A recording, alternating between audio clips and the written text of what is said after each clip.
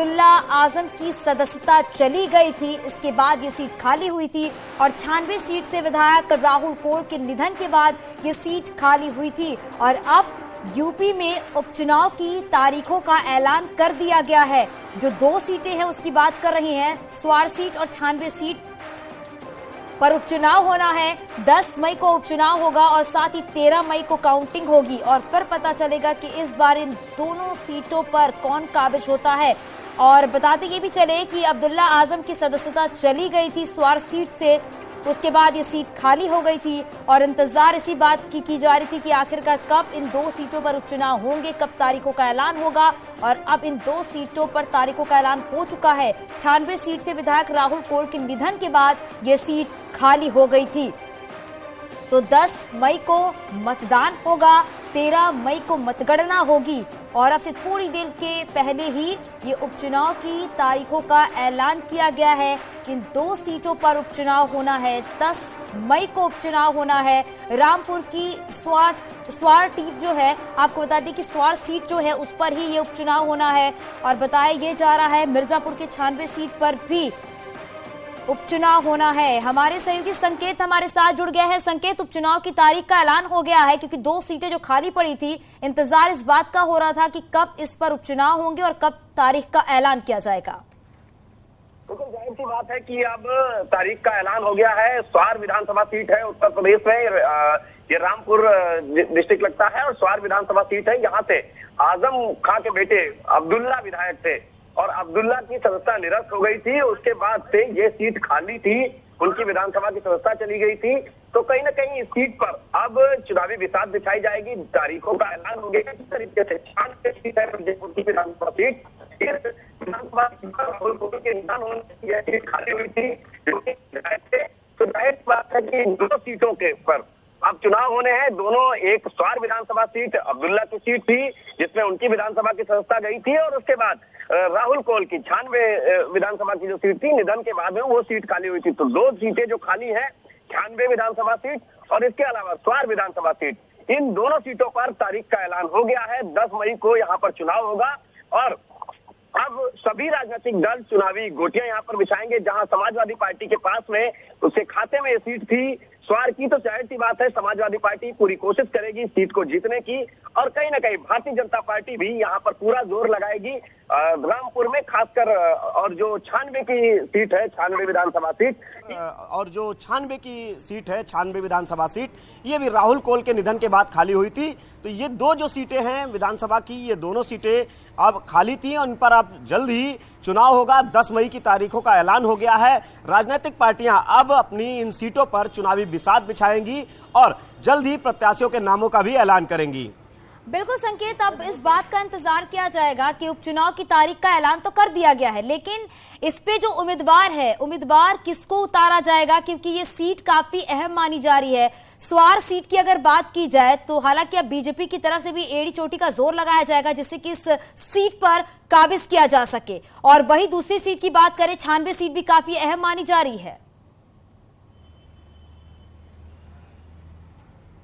बिल्कुल जाहिर सी बात है कि जो स्वार विधानसभा सीट है, अगर इसकी सबसे पहले हम बात करें तो स्वार से आजम खां के जो बेटे हैं अब्दुल्ला, वो वहां से विधायक थे और उनकी विधानसभा की सदस्यता चली गई थी।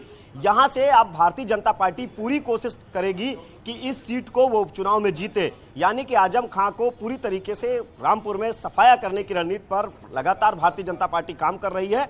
और ये एक सीट जो ऐसी थी जिस पर अब्दुल्ला की सदस्यता जाने के बाद में ये सीट खाली हो गई थी। अब इस सीट पर भारतीय जनता पार्टी भी ताकत झोंकेगी, वही समाजवादी पार्टी भी पूरी कोशिश करेगी कि इस पर जो सीट उसके कब्जे में थी इसे अपने ही कब्जे में बनाए रखा जाए। लेकिन भारतीय जनता पार्टी से यहां पर लगातार लक्ष्मी सैनी चुनाव लड़ते रहे और लक्ष्मी सैनी यहां से वो पिछली बार अगर विधानसभा चुनाव के नतीजे देखें तो वो दूसरे नंबर पर रहे थे।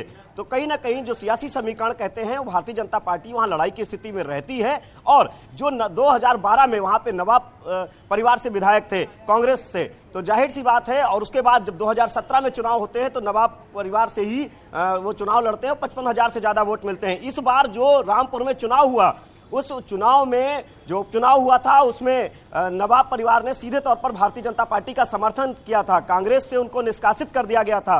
तो अब भारतीय जनता पार्टी स्वार सीट पर मजबूत स्थिति में है, यानी कि जो पूर्व प्रत्याशी थे कांग्रेस के उनको भी अपने पाले में कर लिया है और भारतीय जनता पार्टी का अपना वोट बैंक है ही। तो कहीं ना कहीं जो सियासी समीकरण स्वार के कहते हैं वो भारतीय जनता पार्टी के पक्ष में है। क्योंकि ये भी है, क्योंकि स्वार सीट की अगर बात की जाए तो कहा यह जाता है कि स्वार सीट काफी अहम है, क्योंकि अब्दुल्ला आजम की सदस्यता चली गई थी, उसके बाद ये सीट खाली हो गई थी, लेकिन 27 साल पहले इस पे भाजपा ने सीट पर काबिज किया था। तो क्या अब एक चुनौती नजर आएगी स्वार सीट को जीतना बीजेपी के लिए?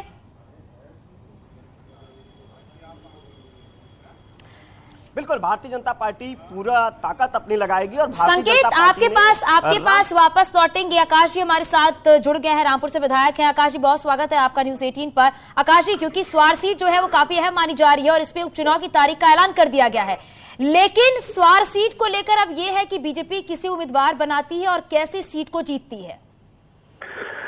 देखिए, स्वार जो सीट है जी, वो अगर हम इसका पुराना इतिहास उठा के देखें तो 6 से ज्यादा बार यहाँ पर भारतीय जनता पार्टी चुनाव जीती है। तो इसलिए कोई बहुत बड़ी ये चुनौती नहीं है। भारतीय जनता पार्टी जिसको भी प्रत्याशी यहाँ से घोषित करेगी, यहाँ से हम ऐतिहासिक विजय से प्राप्त होंगे। बिल्कुल, लेकिन ये भी है, कहा यह जा रहा है कि स्वार सीट को लेकर अब अटकलें तेज हो जाएंगी। समाजवादी पार्टी की तरफ से प्रत्याशी उतारा जाएगा और साथ ही साथ बीजेपी की तरफ से भी प्रत्याशी उतारा जाएगा, तो कांटे की टक्कर स्वार सीट पर देखने को मिलेगी। आकाश जी, मुझे नहीं लगता कि किसमें कोई कांटे की टक्कर है। मैंने आपसे पहले भी कहा, ये भारतीय जनता पार्टी की हमेशा से ही सीट रही है, तो इसलिए किसमें कोई कांटे की टक्कर नहीं है। आज जिस तरीके से मोदी और योगी जी की जो योजनाएं हैं, उस योजनाओं का प्रभाव इतना ज्यादा है कि क्षेत्र में आज कोई कुछ सुनने को तैयार नहीं है। उनको सिर्फ भारतीय जनता पार्टी का ही प्रत्याशी यहाँ से जिताने के लिए तैयार बैठा। जी, बहुत शुक्रिया आकाश जी न्यूज 18 से बातचीत करने के लिए। तो देखिए, यहाँ पर आकाश जी ने साफ तौर पर कहा है कि कोई बहुत बड़ी चुनौती नहीं नजर आ रही है, क्योंकि बीजेपी हमेशा ही चुनावी मूड में नजर आती है और पहले से ही तैयारियां देखने को मिलती हैं। तो बीजेपी से जो भी प्रत्याशी उतरता है स्वार सीट के लिए तो वो जीतेगा, हालांकि ये कहा जा रहा है। और संकेत हमारे सहयोगी लगातार हमारे साथ बने हुए हैं और सपा प्रवक्ता अनुराग भदौरिया जी हमारे साथ जुड़ गए हैं। अनुराग जी, स्वार सीट की तारीख का ऐलान कर दिया गया है, वहीं मिर्जापुर के 96 सीट की तारीखों का ऐलान कर दिया गया है, लेकिन अब यहां पर यह देखा जाएगा कि आखिरकार समाजवादी पार्टी किस प्रत्याशी को यहां पर उतारती है, क्योंकि अब कांटे की टक्कर देखने को मिलेगी यहां पर। देखिए, दोनों सीटों पे इस बार समाजवादी पार्टी का परचम लहराएगा, क्योंकि उत्तर प्रदेश की भारतीय जनता पार्टी की सरकार से लोग बहुत नाराज हैं। जिस तरह की महंगाई, बेरोजगारी, जिस तरह का उत्तर प्रदेश के अंदर में माहौल है, उसको देखते हुए जनता ने तय कर लिया है कि समाजवादी पार्टी एकमात्र ऐसी पार्टी है जो उत्तर प्रदेश में विकास की राजनीति करती है। वो जाति धर्म से ऊपर उठ के सामाजिक न्याय की बात करती है। इसलिए इस बार देखेंगे दोनों सीट पे समाजवादी पार्टी के प्रत्याशी जीतेंगे। लेकिन अनुराग जी, अब इससे पहले जो भी उपचुनाव हुए हैं उसमें बीजेपी की जीत देखने को मिली है, तो अभी रामपुर से विधायक हैं आकाश जी ने साफ तौर पर कहा है कि बीजेपी के लिए कोई बहुत बड़ी चुनौती नहीं है ये। इसी तरह से उसके लिए भी कह रहे थे, जब विक्रम सैनी सरसा बीजेपी की जो सीट थी वहां से राष्ट्रीय लोकदल जीता था ना, अब तो विपक्ष वहीं से जीता था ना, समाजवादी पार्टी और राष्ट्रीय लोकदल का संयुक्त प्रत्याशी।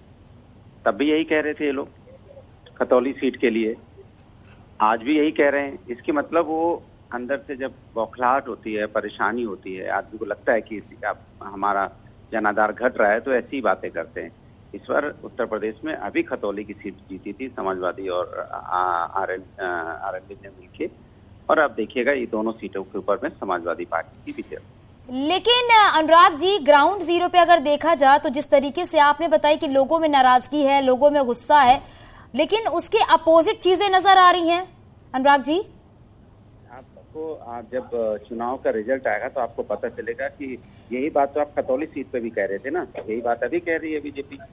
समाजवादी पार्टी इस बार पूरी उसके साथ बड़ी मार्जिन के साथ जीतेगी दोनों सीटें। लेकिन ये जो पिछला रिकॉर्ड है अनुराग जी, मैं उसके आधार पर ही कह रही हूँ, क्योंकि रिजल्ट आपके भी सामने था, आपने भी देखे थे रिजल्ट को। मैं कह तो पिछला रिकॉर्ड ही तो बता रहा हूँ आपको, खतौली की सीट का पिछला ही रिकॉर्ड बता रहा हूँ। आप सिर्फ खतौली सीट की बात कर रहे हैं ना अनुराग जी, बाकी भी तो सीट है, आप उसको भी देखिए एक बार। कौन सी सीट बताइए? अभी तो खतौली पे ही चुनाव हुआ था ना, दूसरी सीट की बात होगी ना जो लास्ट चुनाव हुआ है।